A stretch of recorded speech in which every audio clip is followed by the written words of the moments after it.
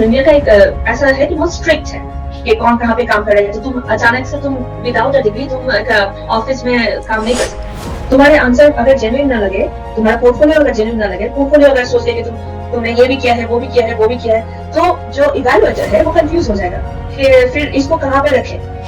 ये सीन मेरे को लग रहा है कि somewhere it is connected to Three Idiots वाला मूवी जो है। ये कभी हम लोग साइकोलॉजिकली कभी सोचते नहीं है इतना।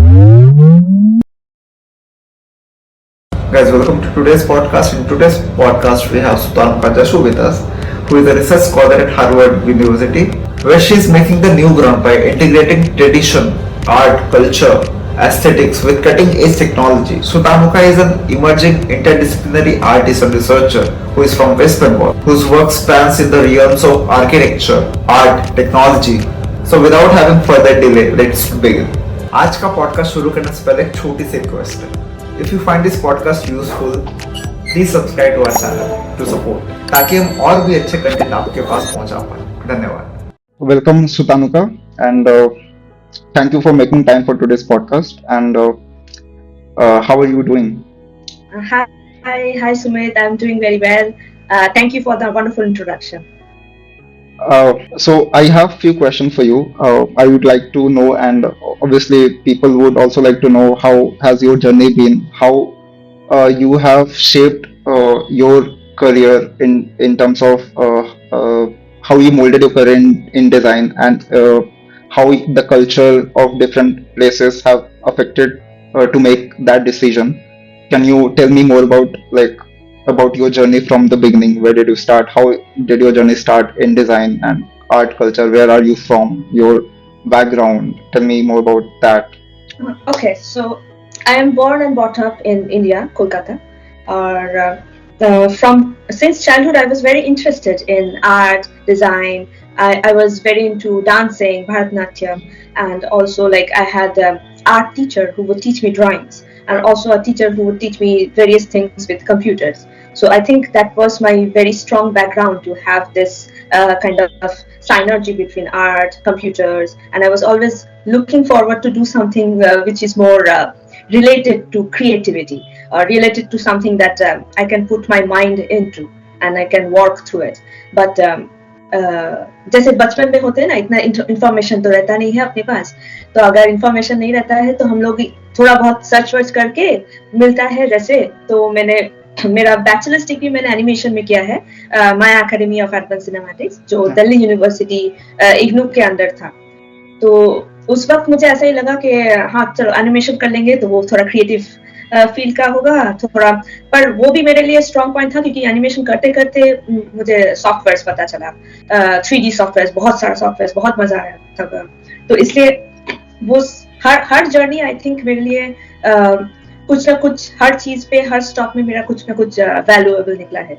तो मेरा बैचलर्स डिग्री में जो एनिमेशन मैंने सीखा, तो सीखते सीखते मेरा थर्ड ईयर में मेरे को रियलाइज हुआ कि मुझे विजुअलाइजेशन बहुत पसंद है। पर विजुअलाइजेशन, एनिमेशन या कार्टून मेकिंग, वो सब में मेरा नहीं था इंटरेस्ट। पर मेरा इंटरेस्ट था आर्किटेक्चर में। मुझे आर्किटेक्चरल विजुअलाइजेशन पसंद था, मुझे गेम डिजाइन पसंद था, पर गेम डिजाइन का एस्थेटिक्स ज्यादा पसंद था, गेम पे इतना ध्यान नहीं था। तो ऐसा करते करते on my third year I realized I wanted to be in architecture. So पर मुझे रियलाइज तब हुआ था कि आर्किटेक्चर के लिए तुमको तो दूसरा पढ़ाई करना पड़ेगा, दूसरा पढ़ाई के लिए तुमको और 4 साल लगाना पड़ेगा। उसके लिए एक आई थिंक नाटा बोल के एक एग्जाम होता है जो तुमको देना पड़ेगा, तो उसके लिए तुमको 1 साल लगाना पड़ेगा, तो 5 साल निकल गए तुम्हारा ऐसे ही करके। तो मेरे पास तो इतना टाइम नहीं था, मुझे तो तब के तब कुछ चाहिए था। तो मैंने विजुअलाइजेशन पे ट्राई किया कि मेरे को सॉफ्टवेयर अच्छा आता है, वीडियो अच्छे से सीख लिया, तो मेरा अच्छा खासा रेंडरिंग स्किल था, तो मैंने आर्किटेक्चर स्टूडियो ज्वाइन कर लिया। तो वहाँ पे मैंने जो स्टूडियो ज्वाइन किया था, वहाँ पे मेरे डिपार्टमेंट में थी विजुअलाइजेशन का पार्ट में। तो वो करते करते मैंने इंटीरियर्स कंपनी में काम किया। इंटीरियर करते करते फिर सडनली मुझे मुंबई से एक ऑफर आया था। तो मुंबई में जब आई, तो मुंबई में मैं एग्जीबिशन पे काम कर रही थी। तो एग्जीबिशन पे काम कैसे करी, क्योंकि मुझे वहां पे पता चला कि तुम वहां पे खुद का स्टॉल डिजाइन कर सकते हो। इसलिए मुझे ज्यादा इंटरेस्ट लगा, क्योंकि अभी विजुअलाइजेशन तो 2-3 साल कर लिया, तो अब बोर हो गए। क्योंकि वो तो समझ में आ गया कैसे करना है। तो फिर नेक्स्ट स्टेप क्या है, तो उसकी करते करते मेरा मुंबई का ऑफर वाला है। वो भी ऑफर के लिए बहुत बड़ा कहानी है, वो शायद बाद में कभी बताएंगे। पर फिर वो आया तो मैंने जब ज्वाइन किया मुंबई में तो मजा ऐसे ही आया, क्योंकि वहां पे थोड़ा फ्रीडम था कि तुम अगर स्टॉल डिजाइन कर रहे हो खुद के लिए, तो कोई कंपनी के लिए तुम कंपनी को रिसर्च कर लो, रिसर्च करके तुम उसके लिए एक डिजाइन बना सकते हो। तुम्हारा ब्लूप्रिंट भी तुम्हारा, ऑटोकैड भी तुम्हारा, रेंडर भी तुम्हारा, कोऑर्डिनेशन भी तुम्हारा। इसके लिए मैं ये बता रही हूँ क्योंकि ये कंपनी में मुझे, ये जो 3 कंपनी में मैंने काम किया है, तो वहां पे मुझे वो प्रोजेक्ट मैनेजमेंट का स्किल समझ में आया, मुझे डिजाइन का स्किल समझ में आया, क्लाइंट सर्विसिंग का समझ में आया, जो कि मेरा आई थिंक मेरे लिए बहुत इंपॉर्टेंट था वैसा करते करते। फिर मैं 4 साल मुंबई में काम करने के बाद मेरे को तब समझ में आ रहा है कि मुझे आर्किटेक्चर, ये जो स्ट्रक्चरल एस्थेटिक्स जो है, स्ट्रक्चरल डिजाइनिंग, क्लाइंट सर्विसिंग, ये चीज मुझे लगा कि ये मेरा स्ट्रॉन्ग पॉइंट है कि to interact with the client, to design something. तो वो करते करते मैं तब सर्च करने लग गई कि आर्किटेक्चर में और क्या कर सकते हैं इंडिया में। पर इंडिया का प्रॉब्लम नहीं बताएंगे। इंडिया का एक ऐसा है कि बहुत स्ट्रिक्ट है कि कौन कहाँ पे काम कर रहे हैं। तो तुम अचानक से विदाउट अ डिग्री तुम एक ऑफिस में काम नहीं कर सकते आर्किटेक्चर में। पर तो मैं सर्च करते करते तो मुझे बाहर का, आउटसाइड इंडिया, कुछ यूनिवर्सिटीज मिले जो कि तुमको आर्किटेक्चर पढ़ाएगा मास्टर्स के लिए, और वो 3 साल का यूजुअली होता है, 2 साल का यूजुअली होता है। तो उसका कंडीशन यही था, अगर तुम इनफ एक्सपीरियंस्ड हो या फिर आर्किटेक्चर रिलेटेड काम कर चुके हो तो ये तुम्हारे लिए इजी होगा कि तुम ज्वाइन कर सकते हो। आप, तुम्हारा पोर्टफोलियो स्ट्रॉन्ग होना चाहिए। तो वो करते करते मुझे वहां पे भी बहुत कहानी हुई। फिर कोविड हो गया। कोविड के वक्त मेरा पहले ऑस्ट्रेलिया में जाना था, पर फिर कोविड के वक्त सब बंद हो गया। तो वो करते करते मेरा पेरिस, फ्रांस में एक स्टूडियो था, ओडिल डेक, आर्किटेक्ट ओडिल डेक के लिए, कॉन्फ्लुएंस इंस्टीट्यूट, वहां पे मैंने ज्वाइन किया, जो कि अब करेंटली में एसोसिएटेड हूँ।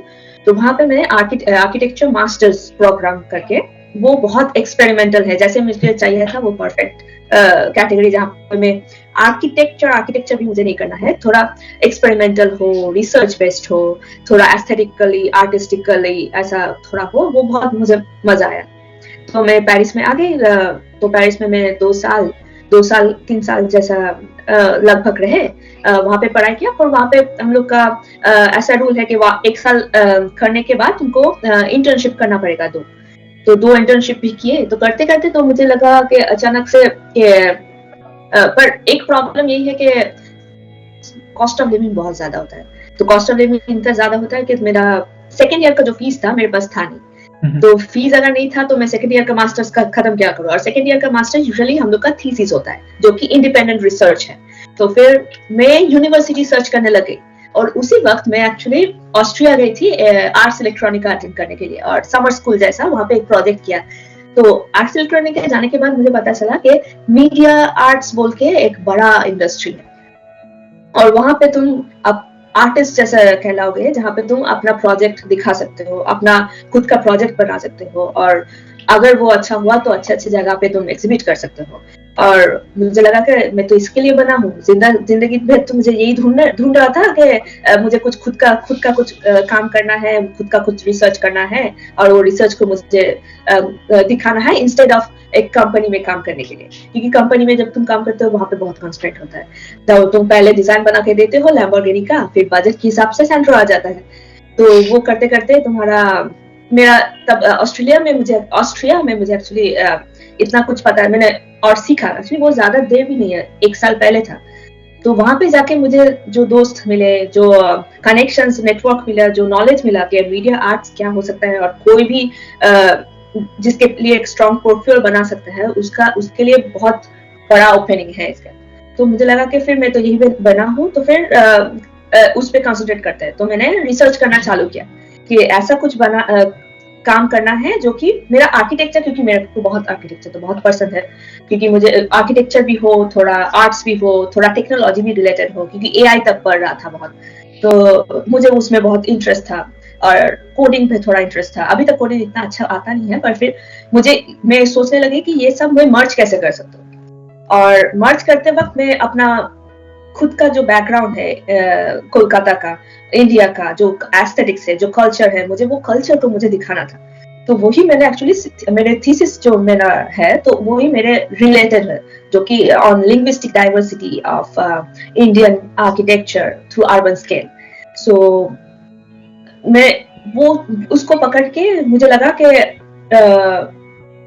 ये बहुत स्ट्रॉन्ग एक सब्जेक्ट है जिसको ऐसे छोड़ नहीं सकते. तो मैं थोड़ा यूनिवर्सिटी सर्च करने लगी कि ऐसा क्या कर सकते, क्योंकि मेरे पास पैसा नहीं है अभी मास्टर्स खत्म करने के लिए. तो ऐसा कोई यूनिवर्सिटी जरूर होना चाहिए जो कि जहाँ पे जरूरत नहीं है तुम्हारा इतना पैसा इन्वेस्ट करने के लिए, पर तुमको सपोर्ट करेगा, कोई स्कॉलरशिप के थ्रू या कुछ और थ्रू के सपोर्ट करेगा तुमको आगे बढ़ने के लिए. तो वो करते करते मैंने 3-4 यूनिवर्सिटी देखा. तो एक दिन मेरा हार्वर्ड का एक प्रोग्राम का आई थिंक इंस्टाग्राम के थ्रू मेरा वो प्रोग्राम का पता चला कि वहाँ पे research scholar, visiting scholar, research fellow, ये सब का पोजीशन ओपन था. तो मैंने उनको ऐसे कैजुअली ईमेल कर दिया. मेरा पोर्टफोलियो रेडी था, थीसिस का टॉपिक भी मेरा थीसिस ऑलरेडी मैं अपने से कर रही थी. मुझे ऐसा लगा कि अगर मैं मास्टर्स नहीं कर सकती, मैं आर्टिस्ट तो बन सकता हूँ, तो फिर मैं खुद से थीसिस खुद का ही बनाऊंगी और थोड़ा प्रोफेसर को देख के, प्रोफेसर से एडवाइस लेके मैं खुद ही थीसिस कंप्लीट कर लूं, मुझे डिग्री नहीं चाहिए ऐसा करके. तो मैंने ऐसे ईमेल कर दिया हार्वर्ड यूनिवर्सिटी का लैब को, और मैं भूल गई पूरा चीज. भूल के तो फिर मैं फिर से कहीं और चली गई. फिर मेरे को ईमेल आया इंटरव्यू के लिए. तो इंटरव्यू के लिए जब ईमेल आया तो मैंने तब मुझे रियलाइज हुआ कि चलो चांस है, क्योंकि इतना तो पता है कि हार्वर्ड में अगर तुम एप्लीकेशन डालोगे तो तुम्हारे साथ और 200 या 2000 लोग जान रहे हैं. अगर उसमें इंटरव्यू आया तो मतलब कुछ तो सही किया होगा. तो तब मैंने प्रिपरेशन चालू किया इंटरव्यू के लिए कि जो भी है अपना तो 100% देना है, उसके बाद हो या ना हो वो ऊपर वाले के हाथ में है. तो ऐसा करते करते तो इंटरव्यू हो गया रात को 2 बजे अपना. तब मैं फ्रांस में थी. तो उसके बाद 1 महीना तक कुछ रिस्पॉन्स नहीं आया था. तो मुझे लगा चलो इंटरव्यू तक मिल गया तो मेरे लिए काफी है और कुछ चाहिए नहीं है.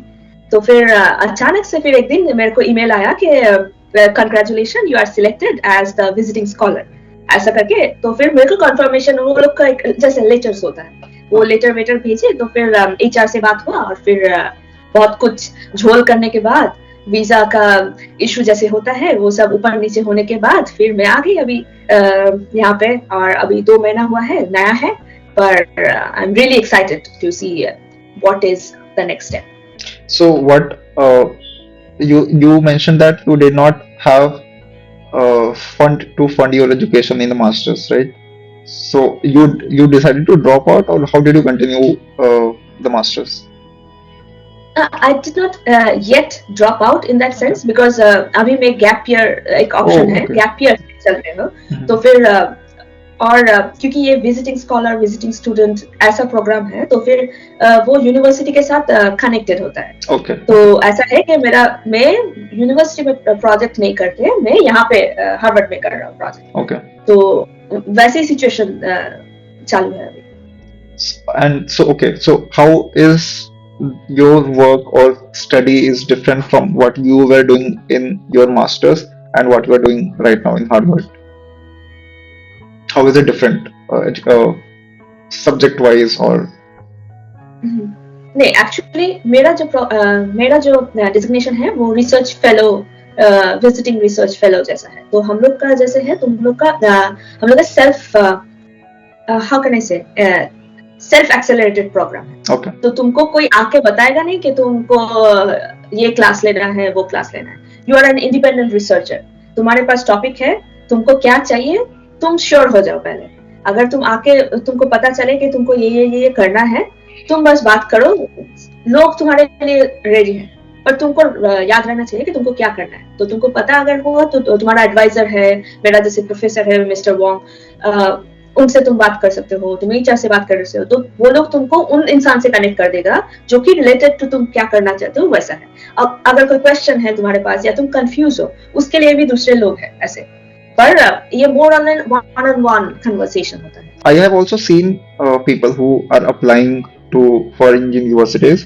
So if they have topic, they look for professor in those universities and see if they can guide the students. Like जिसमें मेरे को अगर further study करना है, I'll look for those people who is already doing something in that field, right? So Mhm. was that the same in your case as well? Like you knew what you had to do and you searched for the professor while applying, and how was the process like? Okay. While applying, it's more like I was following the lab and what work they were doing. और Okay. मैं ऐसा सोच रहा हूँ कि मेरा वो वहाँ पे जो लैब में जो काम हो रहा है वो मेरे से रिलेटेड है कि नहीं, Mhm. क्योंकि मैं नया नया में आ रही हूँ तो थोड़ा बहुत एग्जीबिशन कर रहे थे, तो मुझे लगा कि वहाँ पे लैब में जो क्वालिटी प्रोड्यूस हो रहा है डिफरेंट प्रोजेक्ट के लिए बहुत अच्छा है। और मेरा जो लैब है वो भी कल्चरल एस्थेटिक्स का है, cultural aesthetics of China, Buddhism, East Asian, South Asian cultures. So different topic पे वो लोग रिसर्च करते हैं और उसका एक डेवलपमेंट होता है जिसका एग्जीबिशंस भी होते हैं। तो वो मेरे लिए एक परफेक्ट एक लाइन था। तो किसी और का भी मैं बोलूंगी जिसको किसी को अप्लाई करना है तो उनको पहले ढूंढना पड़ेगा उसका रिलेट क्या है। अगर उसका सब्जेक्ट टोटली अलग है और तुम किसी और लैब या किसी और सब्जेक्ट में जाना चाहते हो, तुमको ये प्रूफ करके दिखाना पड़ेगा कि तुम क्यों जाना चाहते हो और ये ऐसे ही तुम कैजुअल नहीं हो।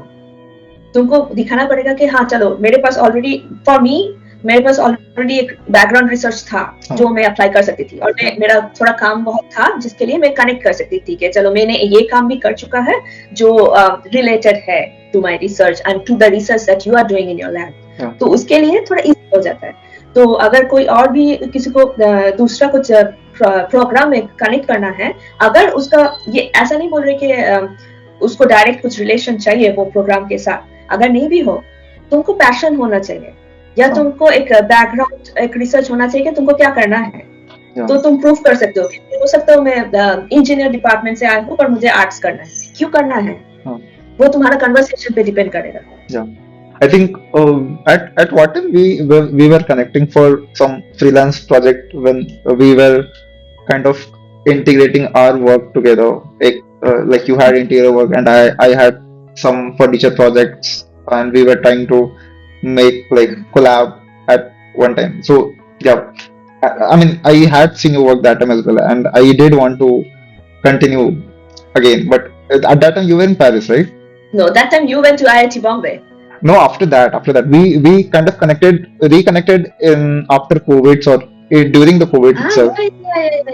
Yeah. Correct. Yeah. I went to Paris in 2022 actually. 2022, हाँ. So I guess during that time only. Yeah, so IIT when I came to IIT, so we to met only like many times. हाँ. Yeah. Did you come to campus? No. No. बुलाया कब था? हाँ. एक बार भी तो बुलाया नहीं हाँ. I called. अच्छा. आ जाना चाहिए था तुम. कहाँ? हाँ बस बोल नहीं सकते पूछने के लिए, वो कट कर देगा तो। कैंपस आके कॉल कर लेना चाहिए था बस। कैंपस आके पता नहीं अच्छा तब तो कुछ क्योंकि मैं तब काम कर रही थी मुंबई में। हाँ, और मेरा फुल टाइम जॉब था। तेरा कैंपस में नया तू घुसा था तो फिर वो टाइमिंग का भी इशू था। Where were you in Mumbai? I was living in Mira Road, but my work was in somewhere in Malad. Okay. Yeah, Malad, Andheri, that side. So that's why. So I guess we met at Marine Lines, I guess. Actually, yeah. I think twice or thrice, but never in Bombay. That's interesting, huh? Next time जाना पड़ेगा। कहाँ जाना पड़ेगा? Bombay IIT Bombay देखना पड़ेगा ना मैं। हाँ यार कभी भी। अरे मतलब like you तेरे को इंटरव्यू मिलेगा अभी? हाँ मैं तो कभी भी जा सकता हूँ। So okay, cool. Moving on to next question. How is your day-to-day life when you were doing master in Paris, or how is your life while you are studying at Harvard? Like there is a major difference between the daily life of both the cities in a way.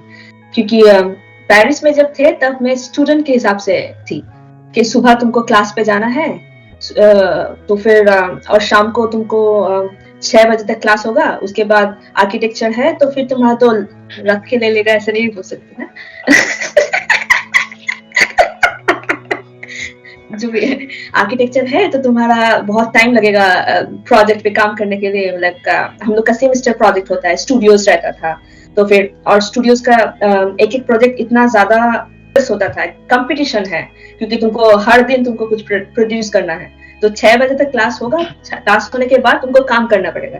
तो either तुम school में studio में रहोगे या फिर घर आके 12 बजे 1 बजे 2 बजे तक हासिल कल्चर, वो तो सबको पता ही है, वो नॉर्मल है अपना आर्किटेक्चर में सब जगह। इंडिया में भी नॉर्मल है, वहां पे भी नॉर्मल है। बस यही था कि मैं खुद का काम कर रही थी। तो पेरिस का उतना ही था क्योंकि स्टूडेंट लाइफ पे ज्यादा ध्यान था, तो फिर ये सब चल रहा था। डेली रूटीन का सुबह उठ के क्लास में चले गए 9 बजे तक, पर हम लोग का लंच ब्रेक थोड़ा ज्यादा होता था। 2 स्टूडियोज रहता था, स्ट्रक्चर्स क्लास रहता था, और रिव्यू जैसा क्लासेस रहता था, जहाँ पे तुम दिखा सकते हो क्या तुम्हारा प्रोग्रेस क्या चल रहा है, ऐसा करके कि एक राउंड टेबल पे डिस्कशन होता था कि कहाँ पे क्या डेवलप करना है, क्या ठीक चल रहा है, क्या गलत चल रहा है, ऐसा करके रिव्यूज होगा। फिर तुम रिव्यू के हिसाब से बाकी तो पूरा दिन है कि तुम उसको डेवलप कर सकते हो, जैसे वर्कशॉप जैसे होता है कि बाकी पूरा दिन में तुम पूरा डेवलप करके दूसरे दिन आके तुम वो डेवलपमेंट दिखा सकते हो कि रिव्यू के हिसाब से मैंने क्या क्या चेंज किया और क्या क्या ऐड किया, ऐसा।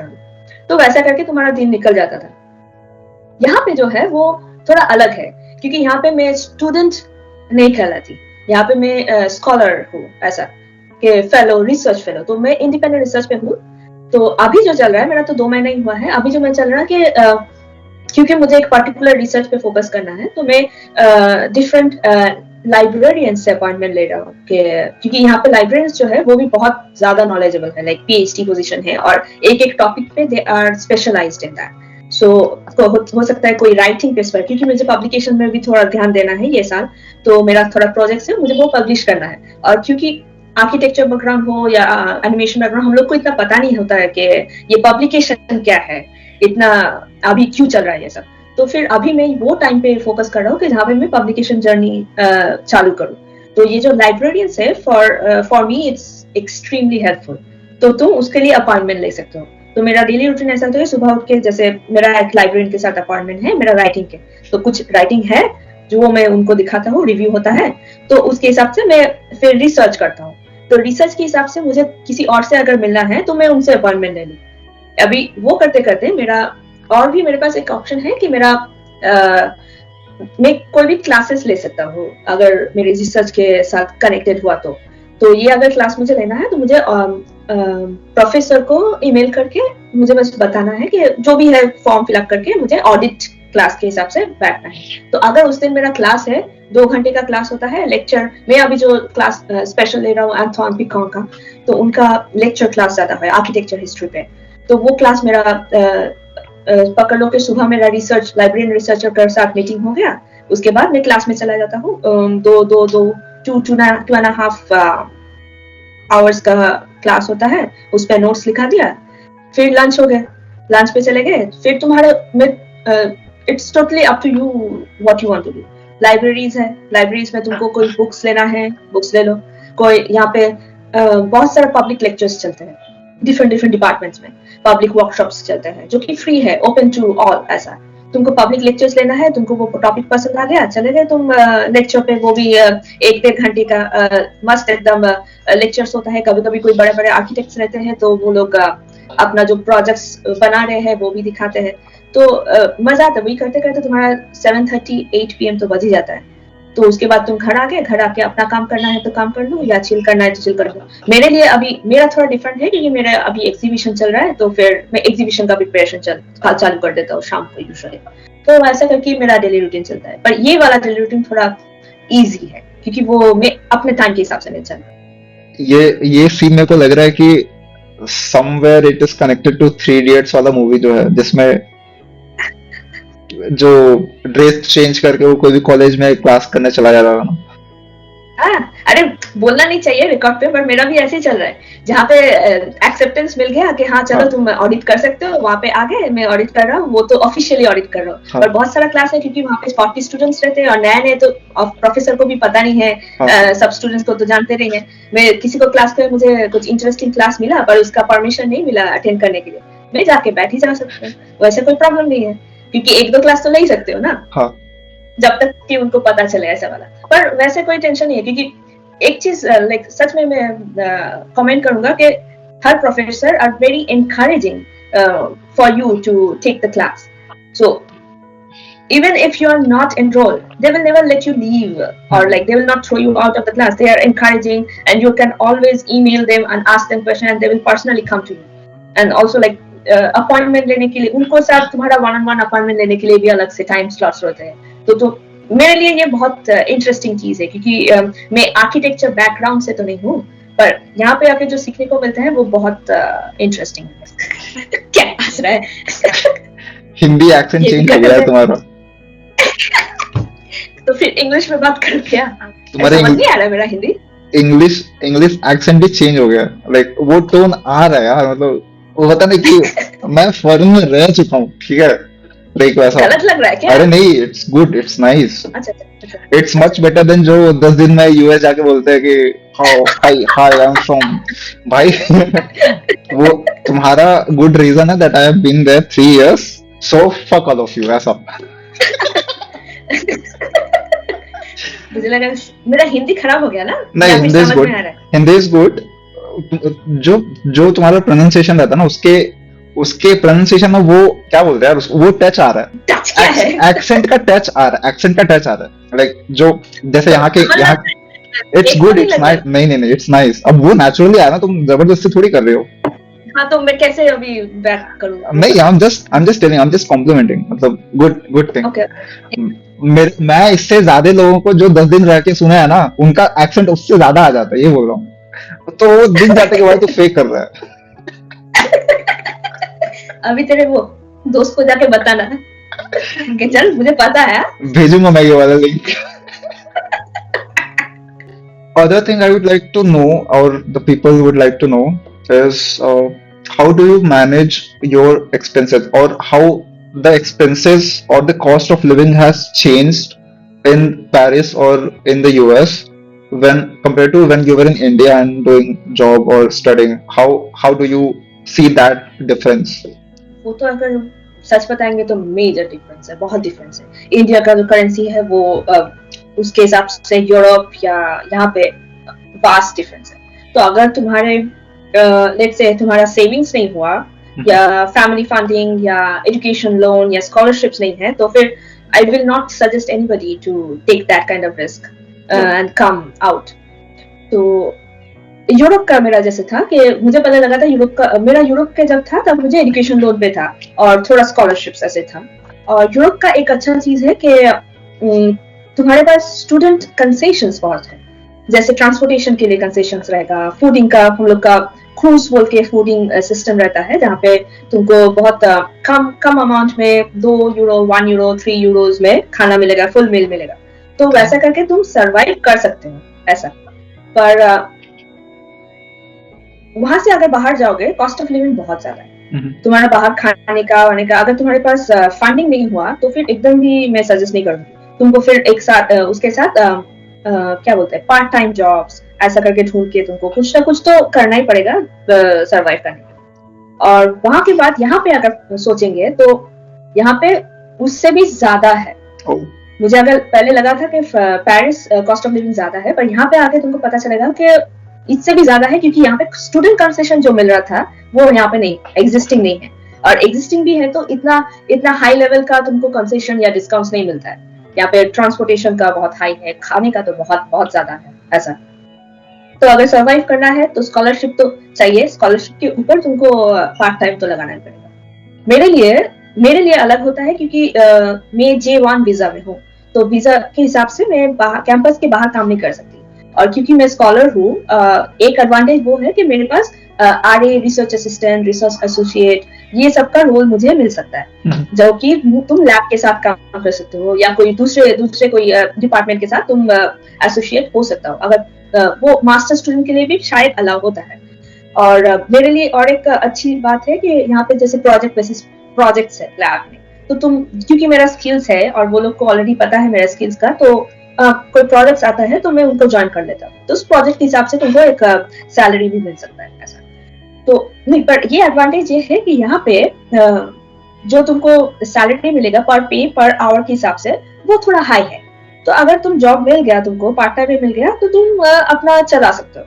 पर वो भी at the same time it also depends on तुम्हारा तुम कैसे चलाना चाहते हो। तुम एक हाई फाई लाइफ लीड करना चाहते हो, तुम एक मीडियोकर लाइफ लीड करना चाहते हो, या तुम ऐसा चाहते हो कि तुम घर में खाना बनाओ, थोड़ा सेविंग्स हो जाए, या वैसा करके तुम अच्छे से चला सकते हो। और फिर अगर हाई फाई लाइफ लीड करना है तो मैं तो बोलूंगी तुमको फुल टाइम जॉब चाहिए, जो कि स्टूडेंट के हिसाब से पॉसिबल नहीं है। What is approximately the fee structure like? Like if suppose if I want to study there, what is the fee structure like per year, per semester? How much should I be prepared for if I want to study? Fees तो वैसे करके high है, पर programme के हिसाब से depend करता है. जैसे Okay. कि फॉर एग्जांपल अगर तुम आर्किटेक्चर का लेट्स से एम डिजाइन करना चाहते हो, एम आर्क कर रहे हो, हर साल का वो थोड़ा टैली करता है, पर एटलीस्ट पकड़ लो 1 year 2 years $50 to $60 $70 तो जाएगा ही तुम्हारा डॉलर्स, $70,000 $50,000. लाइक मैं फीस सिर्फ नहीं पकड़, फीस के साथ तुम कॉस्ट ऑफ लिविंग पकड़ लो, क्योंकि आर्किटेक्चर का जो है तुम्हारा इतना रिगोरस होता है, तुमको इतना टाइम नहीं मिलेगा कि पार्ट टाइम पे इतना ध्यान दे सकते हैं. तो एटलीस्ट 60-70 तुमको तो Per year. चाहिए पर ईयर. और ये this is excluding cost of But- living. This also depends. Usually, like one more advantage is like usually when you apply, they have a lot of scholarships. Okay. तो उसके हिसाब से अगर तुम्हारा profile अच्छा है तो तुमको ऑटोमेटिकली यूनिवर्सिटी से स्कॉलरशिप का कंसिडरेशन होगा ऐसा. हाँ. क्योंकि और स्कॉलरशिप का एप्लीकेशन के टाइम पे भी usually January beginning of the year scholarship वाला एप्लीकेशन होता है, जहाँ पे तुम अप्लाई भी करोगे, अगर स्कॉलरशिप भी हुआ वो कंसिडरेशन का. जनवरी के बाद तुम्हारा स्कॉलरशिप शायद कंसिडर नहीं होता है, पर अगर स्कॉलरशिप मिले तो most of the time free भी हो जाता है. पुलिस आ गई क्या और उसके पीछे? बाद तुमको थोड़ा हाँ पुलिस आ गई क्या पीछे? सायरन बज रहा है. थोड़ा गया. हाँ, अरे okay. अच्छे से समझ में आया तेरे को. पर हाँ, स्कॉलरशिप के साथ साथ तुम्हारा ये भी है कि फुल ब्राइट स्कॉलरशिप्स जैसे एक्सटर्नल स्कॉलरशिप्स भी होते हैं इंडिया के थ्रू, वो भी डेफिनेटली अप्लाई करना चाहिए. अच्छा, लाइक कंट्री वाइज स्कॉलरशिप रहता है क्या? लाइक इफ हाँ, कंट्री वाइज स्कॉलरशिप रहता है. वहाँ पे यूनिवर्सिटी का हार्वर्ड का खुद का स्कॉलरशिप रहता है जो डोनेशन से मिलते हैं डिफरेंट एस्पेक्ट्स के हिसाब से, और कंट्री वाइज तो ऑफ कोर्स रहते हैं, पर वो अपने लिए फॉर इंडियंस आई थिंक वो बहुत ज्यादा कॉम्पिटिटिव है, क्योंकि बस सब लोग अप्लाई करते हैं, सब लोग को स्कॉलरशिप चाहिए. Like do you have any idea कितने परसेंटेज को स्कॉलरशिप मिलता रहेगा, कितने को नहीं मिलता रहेगा? मेरे को इतना आइडिया नहीं है, पर फिर मैं अभी जिनको जानता हूँ जो एम आर्क में है, एम डिजाइन में है, most of them actually Indian इतना मैं जानता नहीं हूँ उनका, पर फिर दूसरे जो लोग आए हैं most of them are on some level of scholarship. Okay. 50% हो, 100% हो, 30% हो, या कोई लोग हैं जो चाइना से आए हैं, उनको Chinese university, Chinese council, Chinese government से स्कॉलरशिप मिलते हैं. What is the criteria of getting the scholarship? Maybe partially or fully. तो एक तो हो सकता है कि चलो तुम्हारा like if India wants to fund your scholarship, ठीक है, जैसे country wise तुम्हें like certain number of people को scholarship मिलेगा, तो ये number of people को scholarship हर country का vary करेगा ना?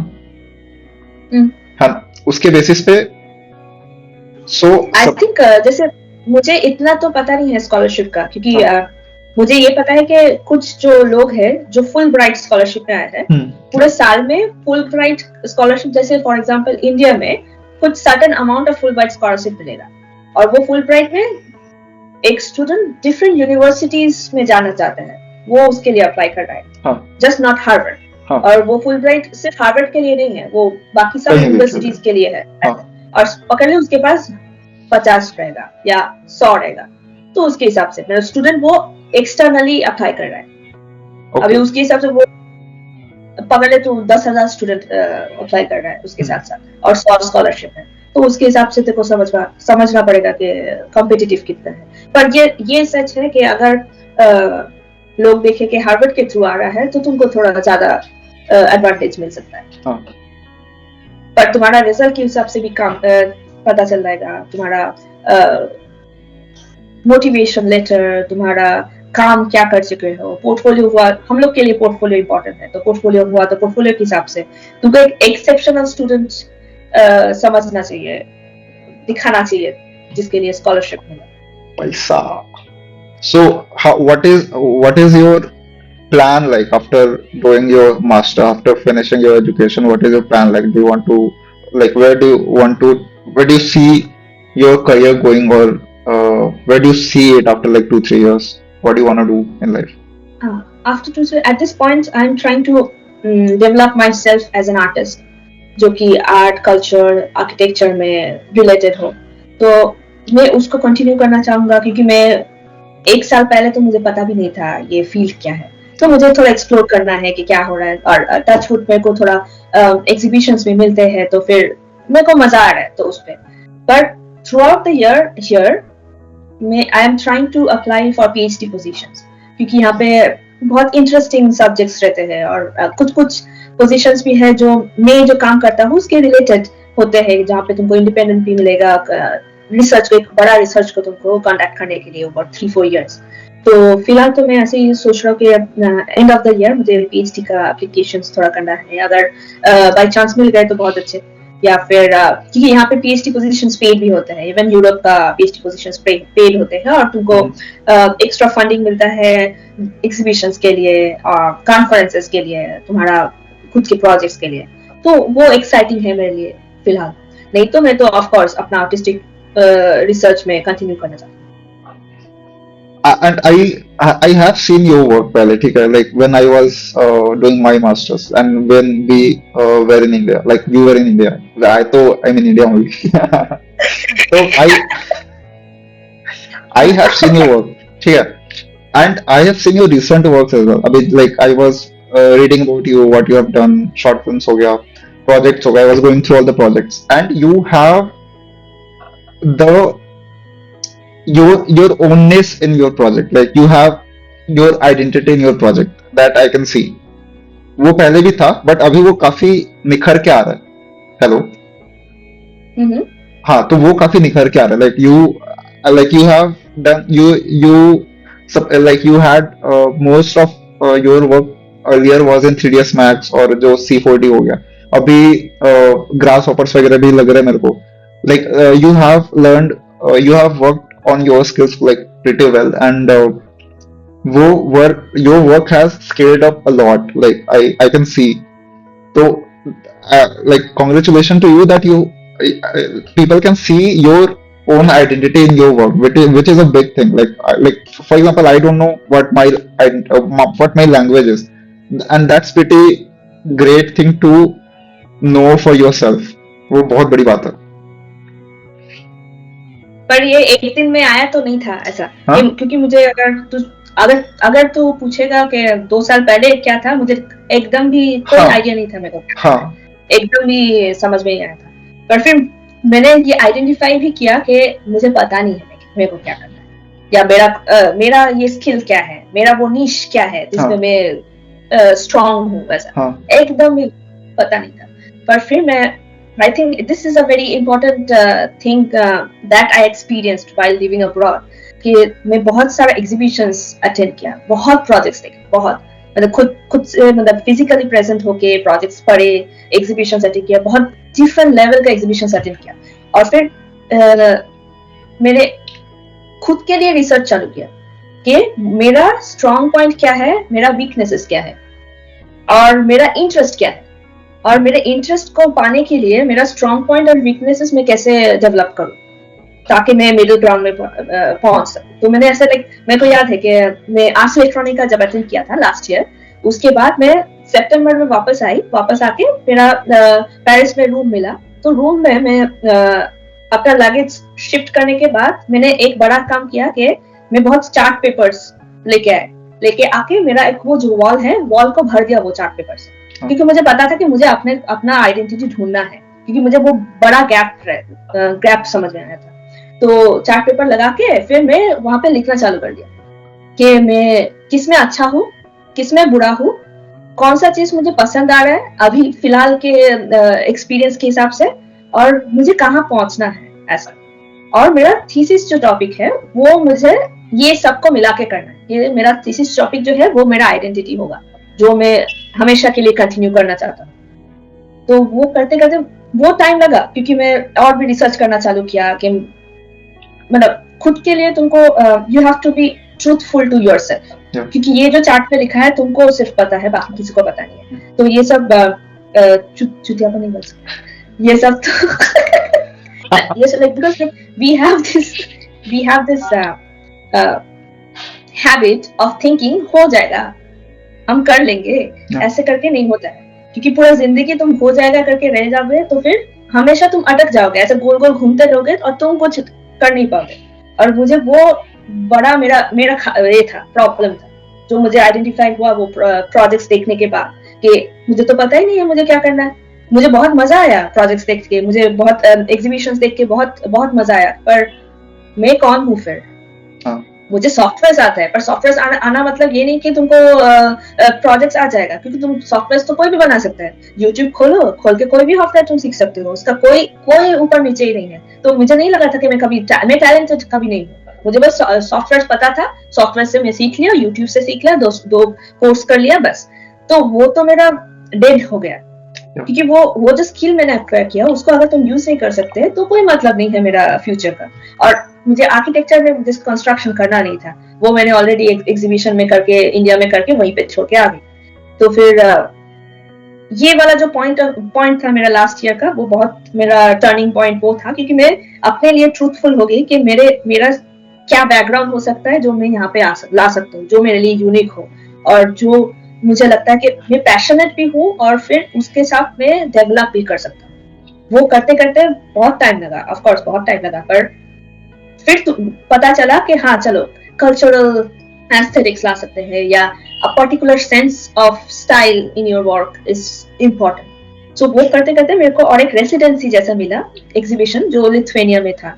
तो लिथुआनिया में मैं जब गई तो मेरा ये जो काम मैं तब वहां पे दिखाने लगी, तो सबको बहुत इंटरेस्ट आने लगा। कुछ चीज में इतना इंटरेस्ट नहीं था, कुछ चीज में इंटरेस्ट आना है। तो जब तुम लोगों को प्रेजेंट कर रहे हो, तुमको पता चलेगा कि कौन सा एक्चुअली इंटरेस्टिंग हो सकता है। क्योंकि कभी कभी ऐसे होता है कि हम लोग जो सोचते हैं वो एक्चुअल रियल में नहीं होता है। हाँ क्योंकि मेरा जो स्किल है वो और भी 1000 लोगों के सामने भी है, पर जो स्किल मेरा है, जो मुझे पता नहीं है कि ये मेरा स्ट्रांग है, वो दूसरा तुमको पॉइंट आउट कर सकता है। हाँ तो ये मेरे लिए बहुत इंटरेस्टिंग था, क्योंकि मैं प्लस मेरा जो मीडिया आर्ट्स का बहुत सारे दोस्त मिले, तो उनको भी मैं बहुत काम दिखाने लगी। तो उसके बाद बहुत डिफरेंट फंडिंग के लिए अप्लाई कर रहे थे। तो करते करते जब मैं तुम बात कर रहे हो, ये जो कन्वर्सेशन होता है, वहां पे तुमको एडवाइस मिलेगा कि अच्छा तेरा ये वाला चीज बहुत इंटरेस्टिंग है, इसमें बता।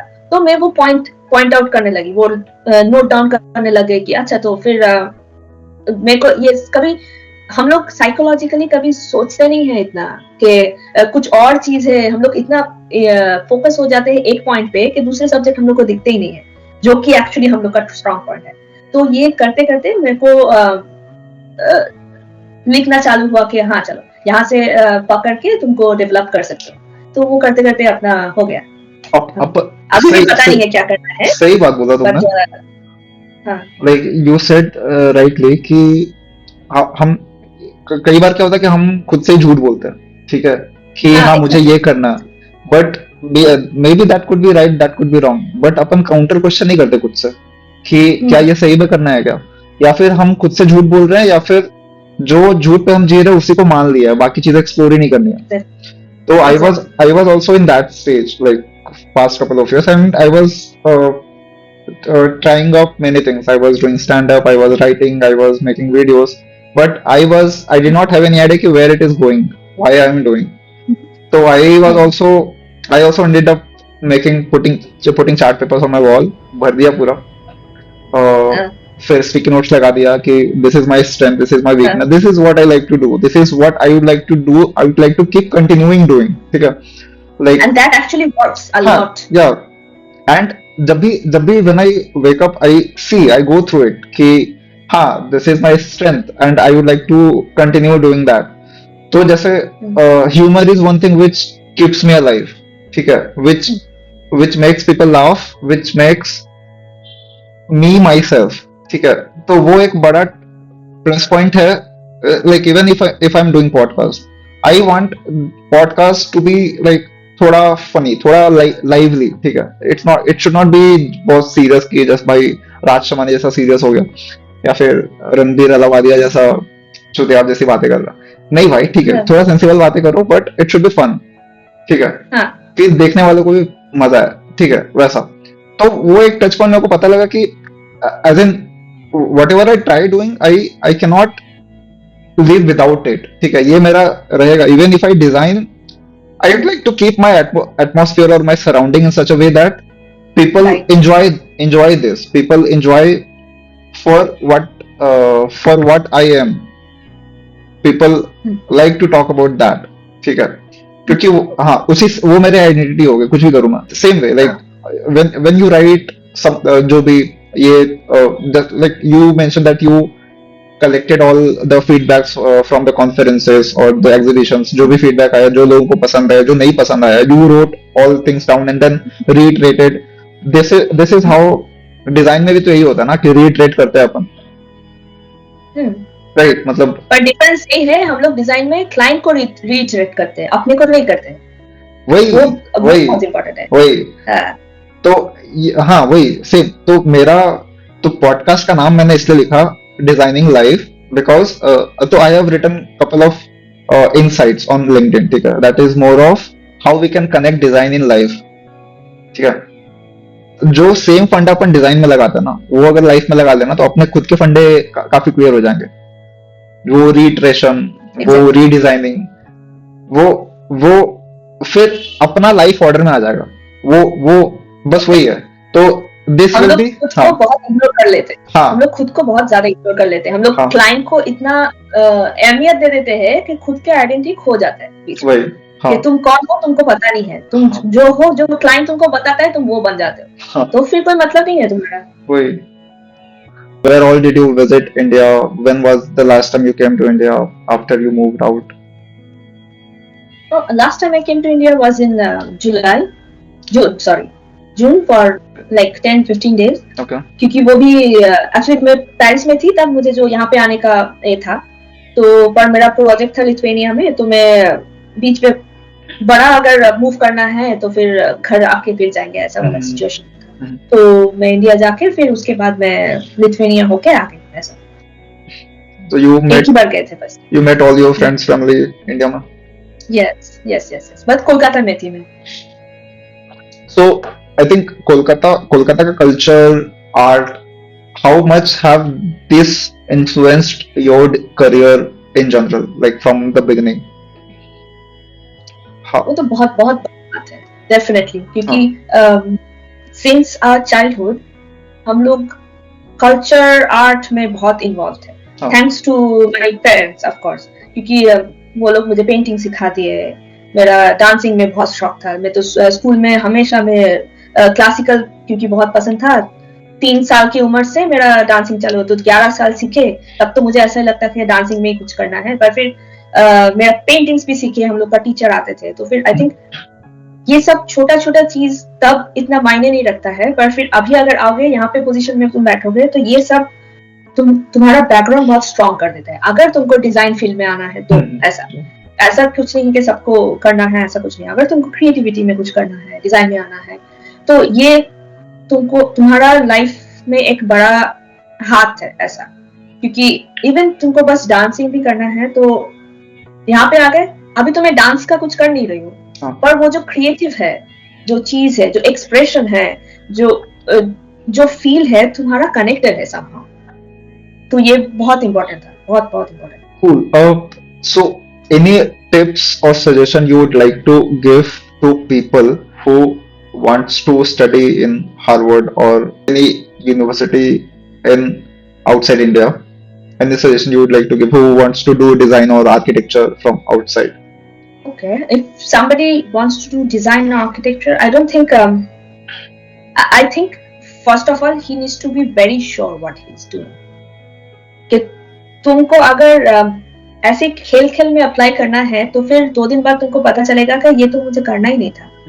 क्योंकि अगर तुमको फॉर एग्जांपल तुम कल अप्लाई कर दिया और हार्वर्ड में आ गए, यहाँ पे हर कोई ब्रिलियंट है, हर कोई एक लेवल पे आ रहे हैं, और यहाँ पे आके तुमको पता चला अरे ये कंपटीशन में नहीं ले सकती, ये प्रेशर नहीं ले सकती। प्रेशर नहीं है, इतना ही प्रेशर है जो तुम ले सकते हो, पर तुम जब दूसरे के साथ बैठोगे, दूसरे को देखोगे, सब तुम्हारे एक से बढ़कर एक है, तो तुमको अगर हम्बल नहीं हो सकते, तुमको पैशनेट नहीं हो सकते, तो फिर यहाँ पे सर्वाइव नहीं कर पाओगे। ये तुम डिप्रेस्ड हो जाओगे, क्योंकि ये प्रेशर, ये नॉलेज, ये ओवरवेलमिंग एटमॉस्फेयर बहुत ज्यादा हो सकता है किसी के लिए।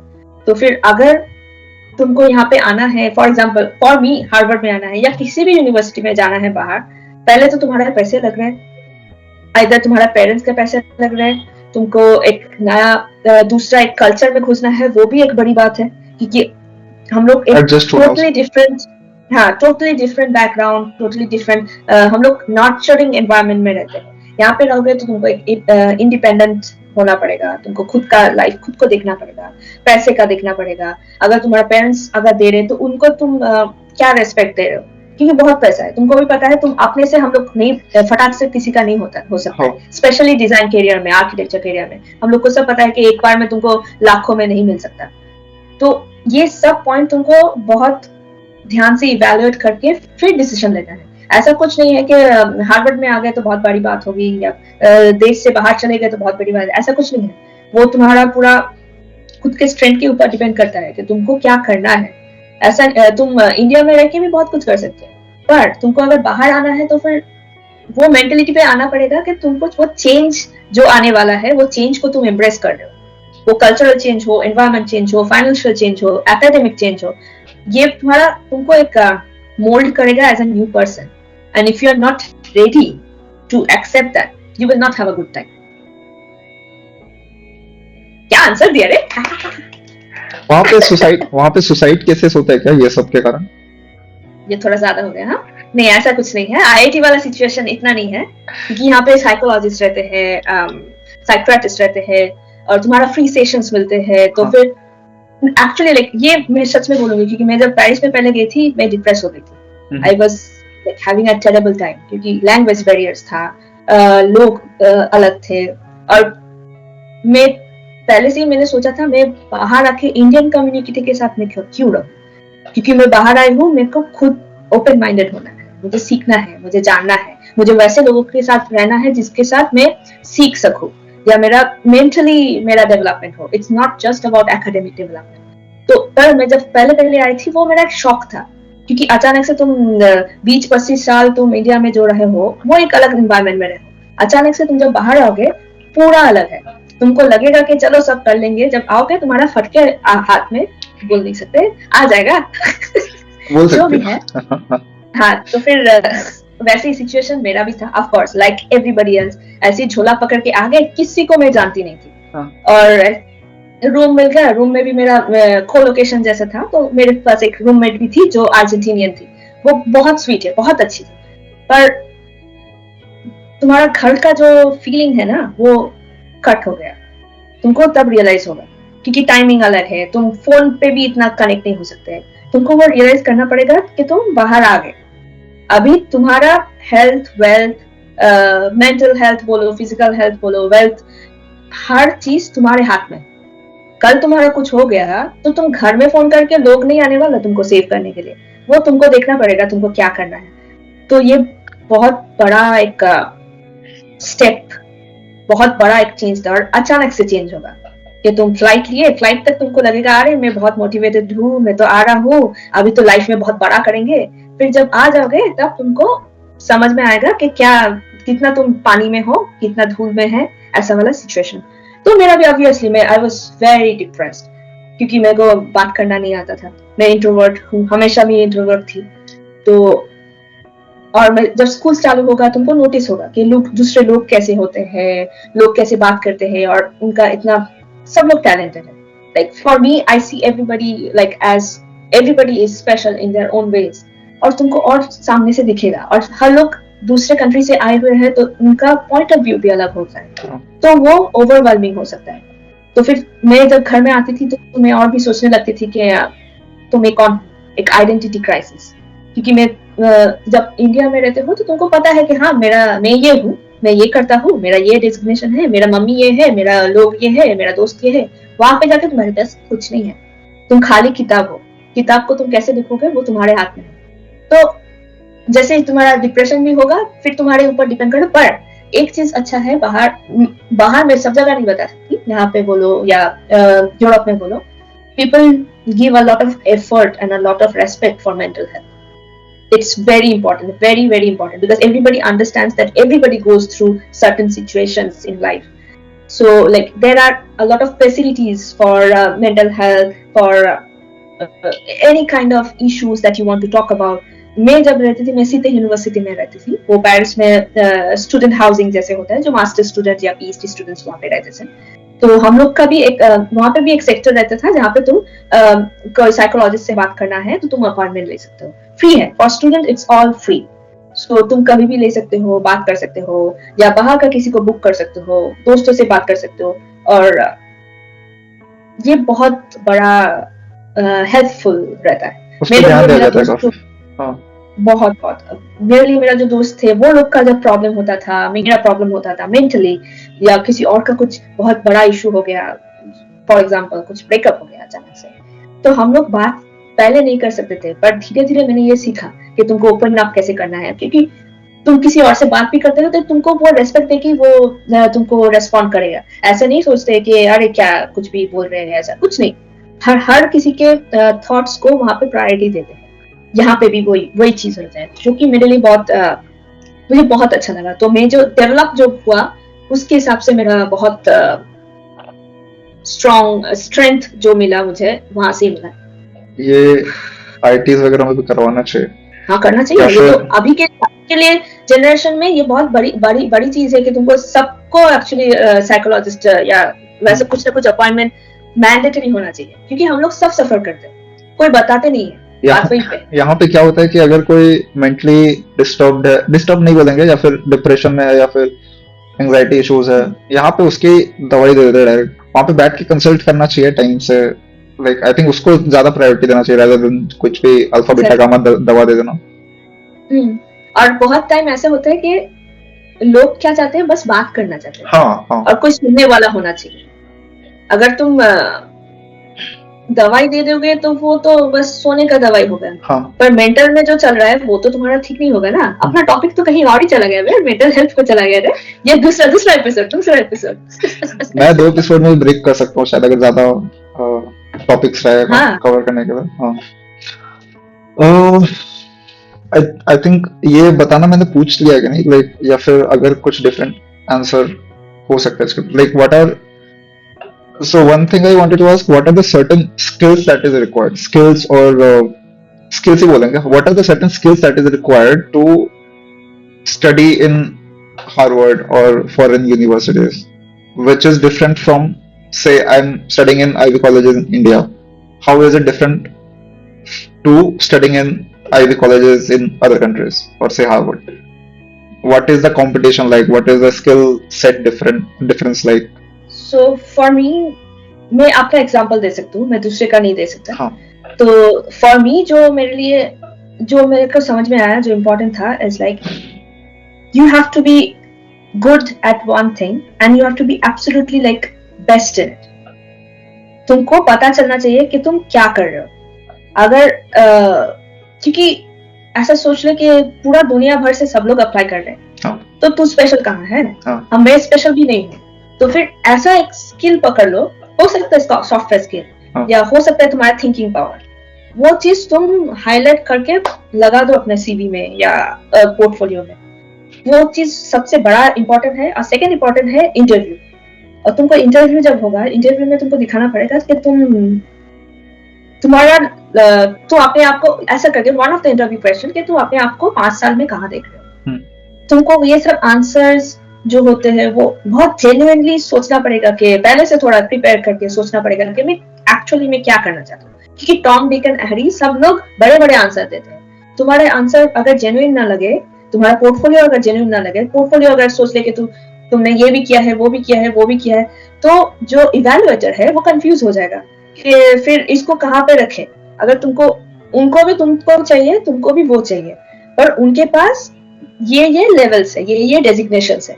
और उनको अगर पता नहीं होगा कि तुम्हारा जब सीवी देख रहे हैं या इंटरव्यू जब ले रहे हैं कि तुम कौन से डेजिग्नेशन में पढ़ रहे हो, तो वो कंफ्यूज होकर तुमको रिजेक्ट हो जाएगा। तो ऐसा कुछ पकड़ लो। जैसे कि मेरे को पता है कि मेरा कुछ फ्रेंड्स हैं जो हार्वर्ड में ट्यूटर्स भी रहते हैं, कुछ पीएचडी पोजीशंस में भी है। वो लोग का अगर सीवी देखोगे, तुम स्टडी करो सीवी, पर उन लोग का जब सीवी देखोगे तुमको पता चलेगा कि एक जन जो है वो आर्टिस्ट है, पर वो आर्किटेक्चर का डिजाइन में आ गया। कैसे आया? क्योंकि वो जो पोर्टफोलियो है उनका खतरनाक, और पूरा आर्टिस्टिक उनका एक स्टाइल जो है, जो तू बता रहा था, जो अपना स्टाइल रहते हैं और एक जॉनर रहता है। उनका जो जॉनर है पूरा तेरा वो पोर्टफोलियो में देखो दिखेगा खुल के। तो देखो, जब तू उसका सीवी पढ़ रहा है या पोर्टफोलियो पढ़ रहा है, देखो फटाक से समझ में आएगा ये कौन से कैटेगरी में पढ़ रहा है। तो वो क्लैरिटी अगर नहीं आया, जो इवेल्युएटर को अगर समझ में नहीं आया कि वो क्लैरिटी क्या है, तो तुमको फिर समझ नहीं आएगा। क्योंकि अगर तुम एक चीज बहुत अच्छे से कर रहे हो तो तुमको वो सीवी में भी दिखेगा, वो पोर्टफोलियो में भी दिखेगा। अगर तुम कंफ्यूज हो, वो भी तुमको सीवी में दिखेगा।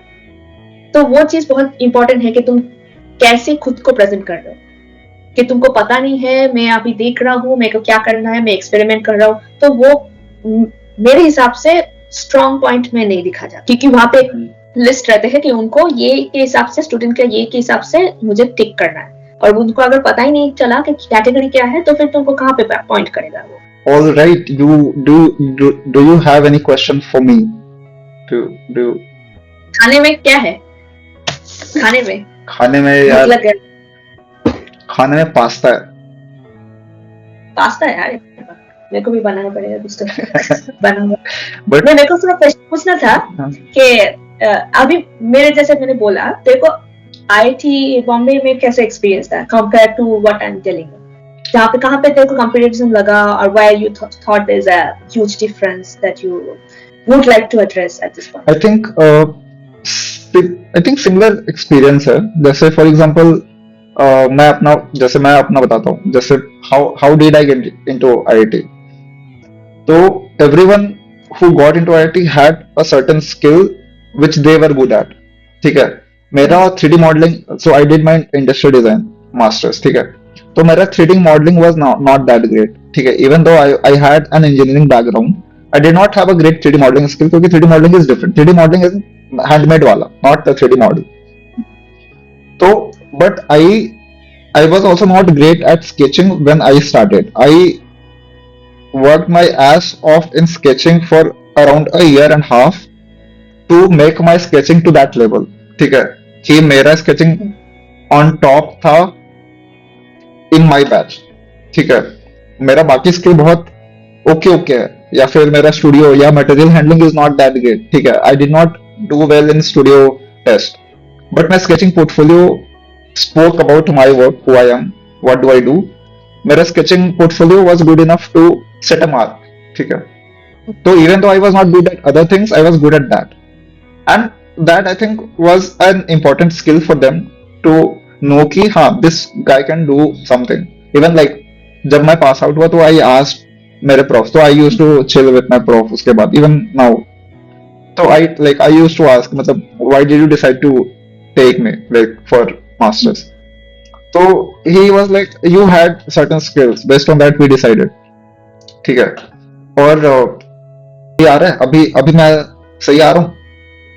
थोड़ा मूव कर, बात कर। हेलो। हाँ बेटर। हाँ बस।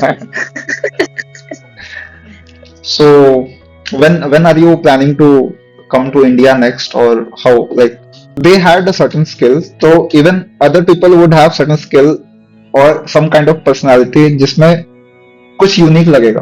ठीक है, like someone had a great 3D modeling skill who came from architecture background। They had a great 3D modeling skill of different material because उनका काम ही वही रहता है 5 साल तक का।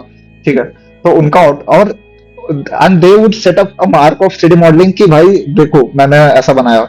तो and since mine after getting into IIT, I got to know that my 3D modeling skill is so bad that मेरा एज अ मार्क रहेगा लोअर ग्रेड का, कि इससे खराब तो किसी का नहीं है। ठीक है, तो मान लो मेरा 10 के स्केल में मेरा 5 है, तो 5 से तो ऊपर ही है सबका ऐसा। तो मेरा was the lowest minimum score ऐसा in the beginning of the semester, but I improved till like the second year कि मेरा भी टॉप हो गया। ठीक है, तो इन टर्म्स ऑफ ग्रेड वैसे मैटर नहीं करता ज्यादा, but in terms of grade when I scored like average B, C ऐसा in modeling in first semester, I put it to exception S।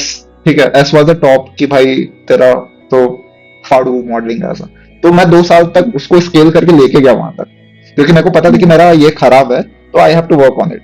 And my prof would make me work on that skill जो मेरा week है, क्योंकि मेरा जो अच्छा है वो तो अच्छा है, वो तो मैं कर ही लूंगा, बट जो खराब है उसमें तू कैसे अच्छा कर सकता है वो।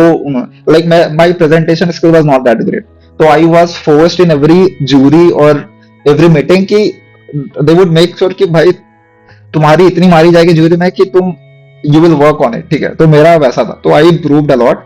My professors also help me like how to present what should I highlight in a presentation, what should I talk about more, how to defend any question, वो सब भी was part of it.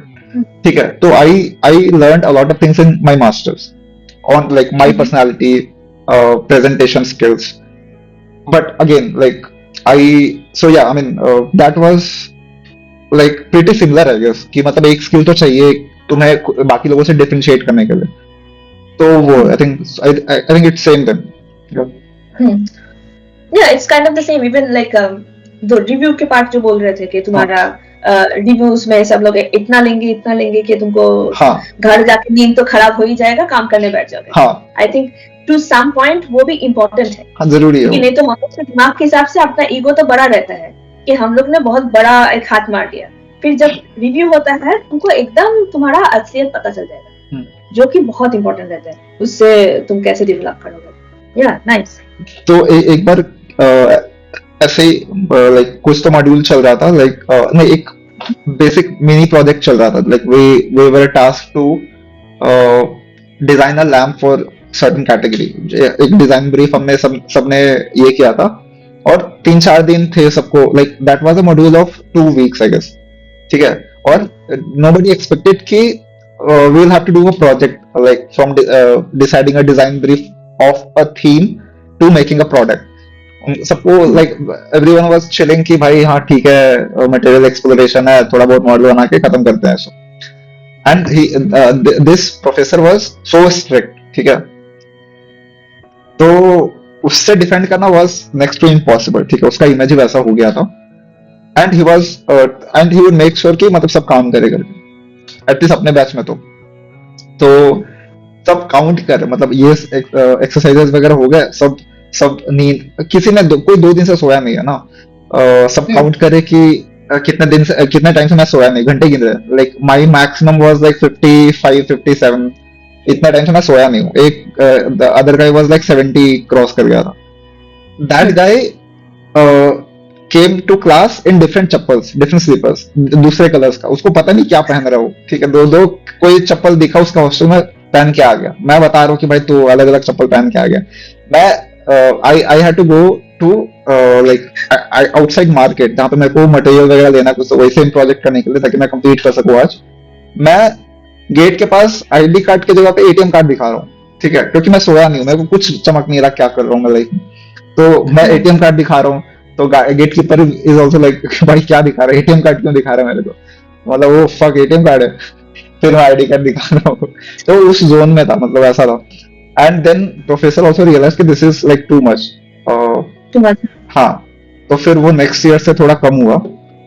And like he also like we also like I and my professor and me and other classmates as well, like we discussed कि how did we do like course wise 2 साल के course में हमने क्या अच्छा किया, क्या सही लगा तुम्हें पढ़ने को, and how we can improve. We like they do all the feedbacks and suggestions. Agar like if I can suggest ki this could have been better in a way, or AI, how we can integrate AI courses in design. ये सब suggestions, so they take suggestions and they implement those suggestions in the next upcoming batches. तो वो होता है अभी. तो that is good thing. I didn't know कि मतलब क्योंकि बाकी कॉलेजेस में क्या होता है कि भाई 50 साल से जो चल रहा है वही चल रहा है अभी. बट वी मेक श्योर कि आईडीसी का करिकुलम वैसा चेंज होता रहे टाइम के साथ. तो दैट इज गुड थिंग. ये चीज बहुत अच्छा है कि एटलीस्ट उससे वो डेवलप होता रहता है. हाँ, ऐसा हाँ, वो बहुत अच्छा है यार. मेरे लिए भी एक्चुअली पेरिस में जो मेरा कोर्सेज था 2 सेमेस्टर, वो बहुत ऐसे रिगरस था. पर हाँ 50 डेज वैसा वाला इतना ये नहीं था, पर वो भी खतरनाक वैसा वाला था. और वहां पे ऐसा होता है कि अगर एक बार तुमको पकड़ लिया कि इनको ये आता नहीं है, फिर तुम मार्क हो गए. हाँ. कि उसके बाद पूरा सेमेस्टर में तुम्हारा लग जाएगा. ऐसा हाँ. वाला सिचुएशन है कि हर क्लास में तुम तो मार्क हो गए, मतलब तुमको पता नहीं है क्या कर रहे हो, तो बहुत बहुत पहले जाओगे. ऐसा वाला सिचुएशन है कि मेरा भी, मैं जब पहले गई थी, मैं तो आर्किटेक्चर से हूँ नहीं, मैं आगे आर्किटेक्चर में नॉलेज है, इंडस्ट्रियल एक्सपीरियंस है, नॉलेज है, पर फिर एकेडमिक नॉलेज तो नहीं था जिसके लिए मैं आई थी. और मैं मास्टर्स में आ गई, तो तब मेरा वैसे ही ठीक बहुत बहुत बहुत स्ट्रगल होता है. क्योंकि बाकी लोग तुम्हारे साथ जो है, तुम्हारा जो कॉलीग्स है, क्लासमेट्स है, उनको ऑलरेडी बैचलर्स करके उनको वो एजुकेशन लेवल आर्किटेक्चर उनको पता रहता था, और क्या बोल रहे हैं लेक्चरर या जो एडवाइजर है, जो प्रोफेसर है, वो भी उनको समझ में आता था। मेरे को कुछ नहीं समझ में आता था, क्योंकि मैं तो दूसरे लेवल से सोच रहा हूँ, मैं तो डिजाइन लेवल से सोच रहा हूँ। तो वो कनेक्ट करने में बहुत बहुत मुश्किल होता है। एक बार मेरे एक्सपीरियंस के हिसाब से कॉलेज में जो प्रोफेसर था, वो तो ऐसा मार्क कर लिया कि ये है मेरा worst student of the class, तो उससे कुछ नहीं होने वाला, मैं इसको इग्नोर कर दूंगा, पूरा सेमेस्टर में इसको इग्नोर करूंगा। पर उससे मेरा एक एडवांटेज हो गया, मेरे को इग्नोर किया तो मतलब क्या, मैं जो कर रहा हूँ वो उसको चेंज भी नहीं करना है। तो मैं वो जो 6 महीना जो सेमेस्टर का था, उसमें मैं सबको नोटिस किया कि सब लोग क्या कर रहे हैं, उसका क्या रिव्यू आ रहा है। तो मेरा जो प्रोजेक्ट है, मैं अपने हिसाब से उसको क्या कर सकता हूँ, उसमें क्या डेवलप कर सकता हूँ। क्योंकि अगर तुम्हारे ऊपर भी कोई बैठा हुआ है तुमको देखने के लिए, तब तुम नर्वस हो जाते हो और तुम्हारा थिंकिंग पावर छोटा हो जाता है, तब तुम इंडिपेंडेंटली सोच नहीं सकते। और मेरे को अगर छोड़ दिया वो फर्स्ट सेमेस्टर में, तो मेरे लिए ऐसा लाइक खुला सांड की तरह सिचुएशन हो गया था कि मुझे पता नहीं है, कोई आइडिया नहीं है मैं क्या कर रहा हूँ, पर मुझे तो करना है, ऐसा वाला सिचुएशन। पहले तो मैं डिप्रेस थी, क्योंकि नया कंट्री में आ गए फटाक से, फिर नया अगर आओगे तुम पैशन लेके आ रहे हो कि मुझे पता है कि लोग यहाँ पे आ नहीं सकता अचानक से मास्टर में आर्किटेक्चर करने के लिए, विदाउट बैचलर्स कोई लेता नहीं है। मैं ओनली पर्सन थी जो मास्टर्स में आ गए आर्किटेक्चर में, बाकी सब आर्किटेक्ट्स है ऑलरेडी। तो मुझे पता था ये मेरा स्ट्रगल होने ही वाला था। तो मैं वो टाइम लेके बहुत किया था, बहुत काम किया था, कि मुझे पता था कि हो सकता है ये फेल हो गया, तो फिर ABCD में एक तो हो सकता है सही होगा। तो मैंने बहुत ऑप्शंस बनाने शुरू कर दिए, और वो मेरा एडवांटेज इसलिए था कि जब हम लोग का प्री ज्यूरी होता है, फिर ज्यूरी होता है, वैसा ना।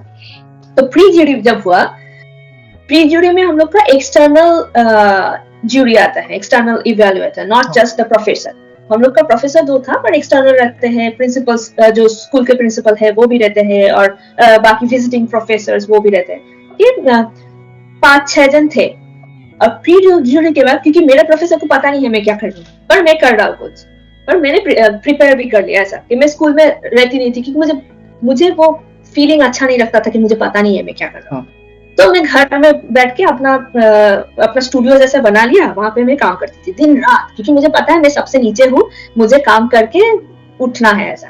फिर प्री ज्यूरी जब हुआ, प्री ज्यूरी में एक्चुअली मेरे प्रोफेसर को भी नहीं पता था मैंने क्या काम किया, क्या रिसर्च चल रहा था।